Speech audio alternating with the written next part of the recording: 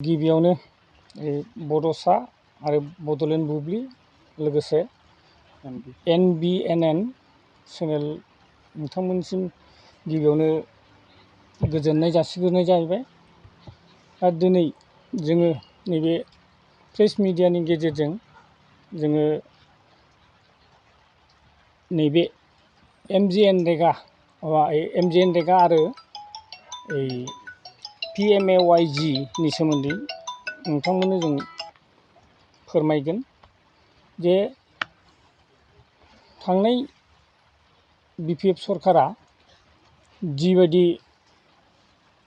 PMAYG नि न' लुफुंनायाव जिबायदि कारापसन खालामनानै गालांदों आरो बे कारापसन खालामनानै गालांनायाव दिनै बिथांमोना गावसिनिखौ सानालासिनो जोंनि दानि नैबे UPPL आरो BJP एलायन्स सरकारा जिनोखि PMAYG खासा फाखा मावनो लादों आरो बे मावनायाव BPFनिनो जोंनि सालाकाथि समस्तिनि MCLA देरहासार बसुमतारी बिथाङा नैबे दानि समाव जे बिथाङा होनदों जे अपारेसन जे मानि थाखाय अपारेसन खालामदों हयथ' जों बेखौ बुंनो हाया। नाथाय मोनसे खोथाखौ बुंनांगोन जे बिथांनि समाव जिबायदि न' लुफुंनानै गालांबाय नोंथांमोना निस्सय दा नुबाय आरो जाय बिथांमोना मावदोंमोन बिथांनिनो BCDC नि मेम्बार आरो लोगोसे चेयारमेनाबो दंफायो बेयाव। दा बिथांमोना जाहैबाय नैबे माखासे न' लुफुंनो हायैनि खारना जाहैबाय जाय बेनिफिसारिया निजेनो मावदोंमोन बै बेनिफिसारिनिफ्राय फार्स्ट किस्तिनिफ्रायनो 6,000 5,000 बेबायदि डाइरेक्ट लांखायोमोन। दा बे लांनायाव दा माखासे निजानो लुनाय जाय मानसिया बेनिफिसारि बेयो बिथांमोना लुफुंनो हायाखै हयथ' बिनि खारनाव लुफुंनो हायाखै। दा फैनानै गावसिनि बै समाव न' लुफुंनाय समाव बिथाङा 2005 मायथाइनिफ्रायनो बिथांमोना सरकार सलायबोदों 2020 सिम। दा बिथांमोना बै समाव देरहासार बसुमतारीया 15 बोसोर सरकार सलायनायाव बिथाङा PMGY न'खौ खुनुदिन मोनसेबो गामियाव हाबनानै बिथाङा नायफैयाखै। दिनै जोंनि नैबे UPPL सरकार आरो BJP सरकार एलायन्स सरकारा जे बानायनो लानायखौ बिथाङा अपारेसन खालामदों। दा अपारेसन खालामनायाव बिथाङा बबेबा गामियाव जाय मानसिया गावसिनि बै BPFनि समाव कारापसन खालामनानै न' लुफुंनानै होआखै बिथांमोननि मेम्बारफ्रा दा बै जायगायाव बिथाङा थांनो हाया। दा जे जायगायाव न' मोनखाथाराखै नै दा जोंनि नैबे सरकारनि समाव गंफा गंनै मोनदों बै गंफा गंनै मोननाय जायगायाव थांनानै नायो टाइपिं होदोंना होआखै रडआ बेसेबां होदों आरो रडआ बेसेबां MMनि दा बेफोरखौ बिथाङा सार्भे खालामगासिनो दङ। दा सार्भे खालामबाबो जों जाय बिथांमोना बेनिफिसारि बिथांमोना गाव गावनो न'खौ गाव गावनो लुदों आरो मैया दाख्लैहायसो जोंनि नादांगारि BCDC नि सिङाव फैनानै नैबे नादांगुरि आरो आमलायगुरि बे आमलायगुरि गामियाव फैनानै नायदोंमोन टाइपिं होदोंना होआखै बिथाङा खदालजों जावनानैबो नायदों आरो बिथाङा बे जावनानै नायनायाव दा टाइपिंखौ नुदोंना नुवाखै गावनि खोथा खिन्थु जोंनि नुनायाव जोंना टाइपिं होदों। दा बिथाङा बेनिफिसारिनाव सोंनायाव न' लुफुंनायाव सोर सोर दं बे खोथाखौबो सोंदों जाहैबाय। दा बे सोंनायाव बेनिफिसारिया बेजों लोगोसे जोंनि सासे कर्मि दङ दा बिथांखौ बुंदों जाहैबाय नामखौनो खारिना बुंदों जे माइनाव बसुमतारी लोगोसे आंखौबो बिनि खुगानिफ्राय नामखौ लाफानाय जादों आरोखि। दा बै लुनायाव आंहा खुनु लोब्बा गैया। खारन आंनि दायथ'आ बेल'नो जे जाय मानसिफ्रा लुदों बै लुनायाव बेनिफिसियारिया फैसाखौ माबायदि रोखोमै हरदों, जे एकबारैनो हरदों ना आद्रा खिद्रा हरदों, जाहाथे बै बेनिफिसियारिया जाहाथे मावनायाव जाहाथे उसुबिदा जाया, बेनि थाखाय आङो जाय बेनिफिसियारि बे बिथांखौ आं बुंहैदोंमोन जे जाय बिथाङा लुदों बियो न' लुनायाव एसे उसुबिदा जायो, आख' फाख' जायो, दा नंखायनो नैबे जिखिनि किस्ति हाबदों बेखौ एकबारैनो हरोबा बिथाङाबो लुनायाव मोजां जायो। दा बेखिनिखौ बुंनानै आङो फैदोंमोन। दा दिनै आरो मोनसे खोथाखौ बुंबावनांगोन, बे देरहासार बसुमतारिया पाब्लिकनि सिगाङाव मिडियानि सिगाङाव बुंदों जे नैबे दासो जोङो PMAYGखौ जोङो दासो आरम्भ खालामदों। सोरबाबा VT लेभेल जाबाय, सोरबाबा टप लिन्टार जाबाय। जाय टप लिन्टार जादों बै बिथांमोना OS फैसाखौबो मोनबाय, किस्ति मोनसे। दा जोङो बिनि दारैनो किस्ति मोनसे मोनखांनायनि उनाव जोङो आरो डिमान्ड होनानै दङ। दा बे बिथाङा बै OS फैसाखौ BCDCनि मोनफ्रोमबो BCDCनि जोंनि UPPLनि जिनिखि चेयारमेन मेम्बार, दा बै बिथांमोनखौ बिथाङा दाय होदों। दा बे दाय होनाया गासिबो मिसा। दा बिथाङा ब्लकआव थांनानै खबर लानो हागोन, जिहेथु OS फैसाखौ बेसेबां सोमारदों सोमाराखै। दा बिथाङा मिडियानि सिगाङाव जानला मानला खोथा बाहायनायनिफ्राय गोजानाव थानांगौ आरो जिनिखि बेनिफिसियारिफ्रा मावदों जाहाथे बेखौ बिथाङा जाहाथे डिस्टार्ब होआ। खालि बेखौल' बिथाङा नायनांगौ जे मावमारदोंना मावमाराखै। खिन्थु सोरनिबा माबा लानानै सोरनिबा थुनायाव, सोरनिबा लेंहरनायाव फैनानै जानला मानला बुंनाया बे थिग नङा। मानो होनबा गावनि बै समनि BPFनि सरखार समाव जिखिनि न' लुफुङाखै, बिथाङा साहस दङबा फैनानै नायफैथों। आं बे जायगाखौबो आं बिथांनो खोन्थागोन। बे जायगाफ्रा जाहैबाय बामनिगाव दं, हिनिबिल दं, आरो लोगोसे बर' सिङिमारि, लोगोसे आरो सरायखला। बिथाङा साहस दङबा बे जायगायाव बिथांनि न' लुनायखौ बिथांनि BPFनि जिनिखि मेम्बार आरो चेयारमेनजों लोगोसे न' लुनायखौ बिथाङा नायफैथों। जों बेयाव थियारि दं, बिथांनो जों देखायहैगोन। बिथां देरहासार बसुमतारिया बेखौ फैनानै नायफैनो हायोबा बिथांनो आङो साबायखर जासिगोन।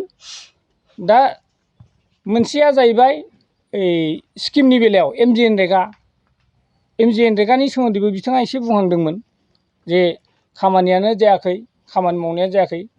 जिहेथु खामानि जादों जायाखै बिथाङा फिल्डआव बेरायनानै नायनो हागोन।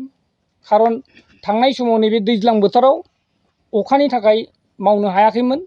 दाथ' मावगासिनो दङ बे केनेलफोरखौ। दा नैबे फिसारिफ्राल' नैबे दै रानागौमानि मावजानाय नङा। दा बिथांनि समाव बै BPF सरखार जानाय समाव जिखिनि स्किम MGNरेगानि, बिथाङा साहस हायोबा नादांगारि BCDCनि एलेकायाव बबेयाव MGNरेगानि खामानि जादों बेखौ बिथाङा आंनो देखायफैथों, आसि थुनानै देखायफैथों। खारन स्किमा लाबोदों, सेंसन खालामदों, बिथांमोननि कर्मि सेला बेला पार्टिनि मानसिफ्रानो बे फैसाखौ बख'नानै जादों। दिनैसिम आंनि गामिनिनो थिलाफारा रेभिनिउआव गोलैयो, बे जायगायाव खननैनि फैसा बख'नानै जादों बिसोरो सेन्ट ग्रेभेलनि नामाव।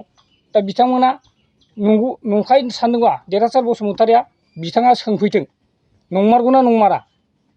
आरो माखासे उननि समाव जोङो दरखार जायोबा नैबे स्किमफोरनि सोमोन्दै जों RTI होनानैबाबो जोङो बे माबाखौ डाटाफोरखौ जों बरनगोन। आरो मोनसे खोथाया जाहैबाय थांनाय 2010 ना बेसेबांमोनलाय, 2010 ना बेसेबांबामोन, ओइ खुकुरमारि होननाय दैयाव दा बिथांनि आमोलावनो बिथांनिफ्रायनो हरनाय, बियो देरहासार बसुमतारिनिफ्रायनो फान्डनिफ्राय अभारड्राफ्ट हरदोंमोन। दा बै अभारड्राफ्टखौ मावनाय समाव माबाखौ होबाय, थिगैनो धालायखौ होदोंमोन होनाया, नाथाय बिथांनिनो मेम्बार फरगेस्वर बसुमतारि, बिथाङा बै जायगानिफ्राय जेसेबांखिनि रड दंमोन बे रडखौ बिथाङा हास'नानै न'आव लाबोजोबदों। दा ओरैनो गोग्लैसोनानै दं। दा बिनि फैसाया बा बिनि इस्टिमेटनि फैसाया बेसेबां दंमोन बेसेबां गैया दा ओइ साइनबर्डखौबो नायदोंमोन, साइनबर्डआव खुनु चिह्न गैला। दा बेखौ जों क्लियारलि भाबै जोङो माबाखौ एमाउन्टखौ जों बुंनो हाथ'नाय नंला। दा खारन जोङो बेखौ नेक्स्ट पर्यायाव जोङो RTI होनानैबाबो बरनगोन दरखार जायोबा। आरो बिनि उनाव सुइस गेट दंमोन, सुइस गेटआबो दा बिदिनो खुनु गेट गैया मा गैया आरो खुनु माबायानो फ्लरनि जिखिनि खामानि मावनांगौमोन बे फ्लरनि खामानियाबो माबायानो 90%आनो जायाखै होनना बुंनो हायो बेखौ। मानो होनबा बिनि जिखिनि फ्लराव धालाय जानांगौमोन आरो गेट होनांगौ, गेटखौ बोखोग्रा एभ्रिथिं मेटेरियेल्सफोरानो दिनैसिम गैया, बेयाव जिर' जानानै दङ। आरो फैबाय नैबे मोनसे जोंनि खाथियावनो दङ इरिगेसन पाब्लिक हेल्थ। दा नोंथांमोना बेखौ नायनो हागोन, दसे उनाव जों नोंथांमोनखौ लाना थांगोन जे बे जायगाखौ नायोबा गिथावथाव बायदिसो जानानै दङ। खारन बिनि जिनिखि बानायनाय वाल बाउन्डारिनि सिङाव हाग्रायानो हाबनो हाया। दा बे धरननि जानानै दं। दा नंखायनो नोंसिनि मिडियानि थ्रुयै बिथांखौ जों खावलायगोन जे बिथाङा देरहासार बसुमतारिया साहस दङबा बेखौ नायनानै सोर बानायामोन, गावनि आमोलाव बानायनाय, खिन्थु सोर बिदि आदार खालामखो, दा बे बुस्थुखौ बिथाङा नायफैनांगौ आरो खामानिखौ मावनो थिननांगौ। देरहासार बसुमतारिया जि PMAY-Gनि जे न' लुनाय, जे बेखौ सरखारनि सरखारनि नियम मथेनो बानायदों। आरो बिथाङा फंसे खोथाखौ बुंदों बेनिफिसियारिनि सिगाङाव थांनानै जे न'खौ फारनैबो प्लास्टार होनांगौ होननानै। दा बिथाङा बै अफिसियेलि सरखारनि जि नियम बेखौ बिथाङा फल' खालामाखै। दानि नैबे रेट आरो आगोलनि रेट, आगोलावहाय जाहैबाय नोङो बालाया 1500-1600नि मोनोमोन ट्रेक्टर गंसेयाव, दिनै जाहैदों 2600-2700। बै रेटजों आगोलनि रेट दानि रेट अनेक पार्थक्य दं। आरो बिथाङा होनदों बे माबाखौ